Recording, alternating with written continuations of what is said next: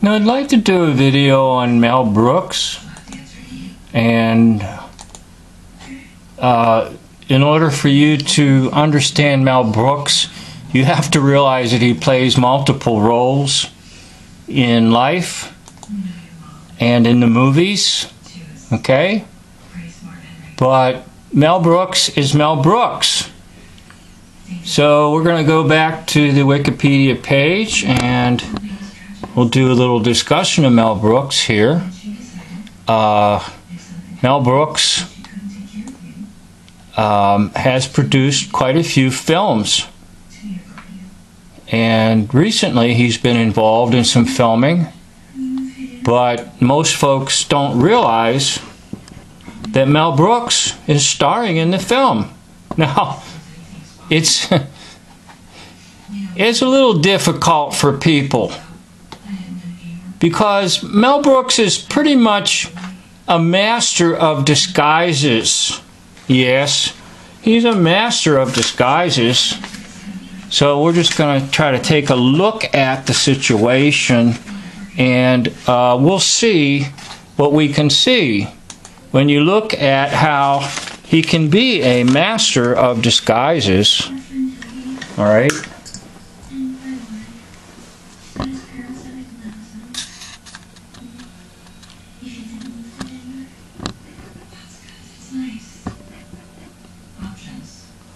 Now, it is funny because he tries to bring out some funny things in life, but a lot of people don't realize it's humor, and they take him quite seriously. And they have no idea that sometimes he's involved in something that they think is good for them in the film, but really it's not good at all. All right? I mean, it's always comedy that he's involved in, but he's versatile enough that he can go into tragedy. You know, there's two types of films or two types of plays in the Greco-Roman world, and one type of play is the comedy, and then another type of play is tragedy. But no matter how you look at it, Mel Brooks is involved in both comedy and tragedy because he loves the theater. Yes, he loves the theater. Mel Brooks loves the theater. Okay? And you just have to realize that he's versatile in theater work. And he's capable of taking on some ghoulish roles, all right, and trying to produce horror in people's minds. But ultimately, he's laughing. Because he likes to laugh at the stupidity of life. And yes, they do laugh, the producers of these films and the stars of these films. They do laugh and laugh and laugh that people can sit in a movie theater and watch a lot of movies and be engrossed in the movie and just kind of forget about reality. And that's what happens in movies. People get engrossed in them. Okay? They get engrossed in the movies. And they forget about reality. They forget that sometimes there are multiple roles that are played by actors in films, and they're not really aware that this is going on. Okay, they're not really aware how versatile some of these actors are and how they can play in different aspects of movies, such as they can play tragedy, right? Or they can play comedy.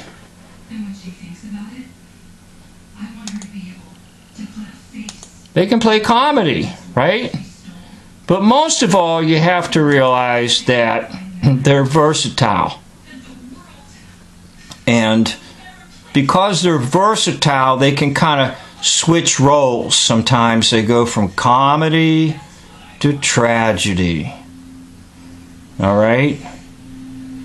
And people are not really aware of this when they watch the Mel Brooks films. How he can do this. Because there's been some films that I have watched, let's just call them like sanitized films, almost along the lines of what you might say, like how we call in our country that we have a White House,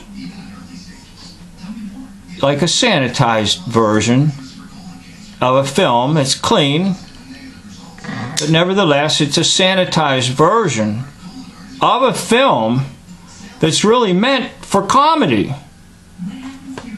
And some people are laughing, namely the ones that are involved in the production of the film. Now, for example, Mel Brooks got involved in a movie called The Producers, and he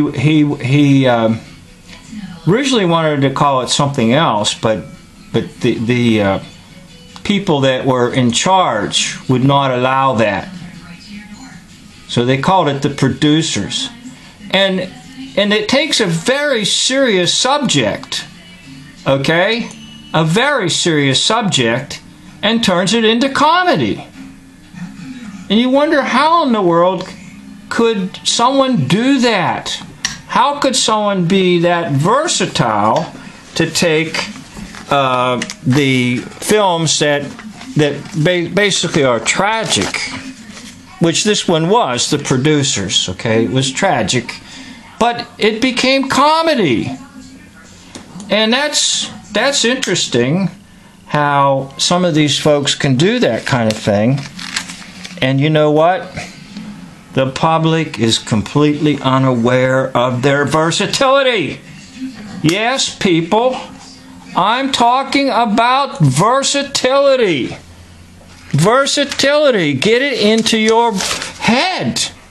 Now, it sounds like I'm really yelling and screaming at you, but that's okay. I'm not too worried about it. You can't really do a whole lot to me, because this is just another film, and it's just something on your computer screen right now. But I'm telling you, listen to me. They are versatile, these actors, and Mel Brooks is certainly one of them, who can jump from comedy to tragedy and in and out of our lives, and we're sometimes completely unaware what they did to us at the movie theater. So when you go to the movie theater, be aware that in the movie theater you are in a sense being suckered by some of these actors because they're just so versatile. And you walk out of the movie theater and you just want to do what they tell you to do, which is go out and buy some candy. But you gotta watch for the candy, because the candy's not good for you. You have too much sugar ingested. It can produce some very negative results. Now, see, they do that subliminally too. I don't know if you're familiar with the concept of the subliminal seductions, but sometimes they're just downright open about it. And they're not even trying to do it subliminally when you go to the movie theater. Well, I hope you understand just exactly what I'm getting at here, that Mel Brooks, as an actor with other actors, all right, has made some contributions to this world, All right? And I'm not saying that they're always good contributions, right? To say they're good contributions is not doing the proper analysis of the film. You have to take some film courses in order to do a proper analysis. I knew someone who took a lot of film courses, and you know, he was very educated in this department. His name was Dave, and I think his middle name was John. Well, son, no, yeah, I think his middle name was John. Dave Johns. Well, anyhow, he knew an awful lot about film and actors, and how oftentimes these actors come to us as if they're genuine. So I'm just going to say, when they come to you, they're genuine actors. That's right, genuine actors. Now, it's not an oxymoron, but they're genuine actors that come to you in various manners at various times, and they want you, like I said, they want you to go out and buy the candy, or the Coke, or the popcorn, and in honesty, even just beyond the movie theater, because they have an agenda to get you to do something. So just remember, when you're in the movie theater, it's just a movie theater. And that's all it is. But don't let it get to you so that you actually fall into this whole idea of purchasing things either at the candy counter in the movie theater or beyond the movie theater. Just say no. Remember that old commercial? I don't know if you remember it or not. It was pretty popular. Just say no. And they meant that, say no to drugs. So I'm going to end it with that. And I want to thank you for watching this. Maybe I'll try to feature some actors every now and then and give you a little breakdown on them in my synopsis and my analysis. Thank you.